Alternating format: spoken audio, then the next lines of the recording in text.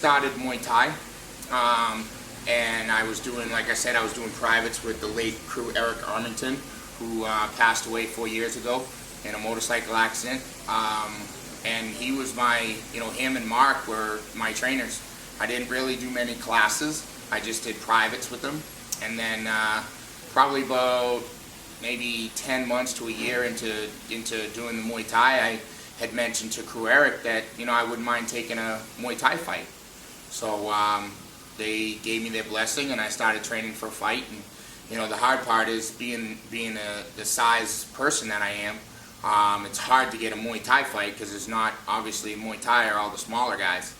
So it was tough to get a fight Muay Thai, but I finally did. One of the main reasons that I'm fighting is because of the passion that I have for my camp and for the sport itself.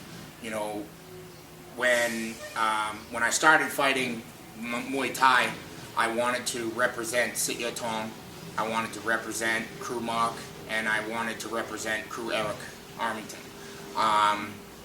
And after crew Eric passed away suddenly from a motorcycle accident, that even gave me more passion and more desire to continue on, because he was somebody who put a lot of work into me, and every time I train for my fights or I start my camps, I wear a black armband around my arm in remembrance of him. But I also have the passion to fight because I enjoy the sport, and it gives you that sense of competitiveness, and I definitely have. I'm a competitive person. I'm a very dedicated person. I like the dedication that you have to the training, and it just gives me that fullness that I can accomplish everything that I've accomplished, especially at my age. How do you describe what MMA is to you? What is it a sport? Is it a fight? How do you view it? How do you explain it to people? I view it completely as a sport.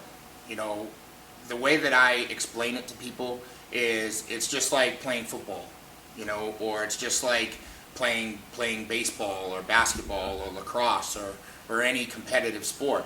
You're out there to do a job, and that job is to try and win and so forth. Even though you're not in the cage with your team is always there with you. As a fighter, you fight as an individual in the cage, but in all honesty, you don't. Because your team is what brought you to that point. Your training partners is what brought you to the point of getting in the cage and being able to succeed.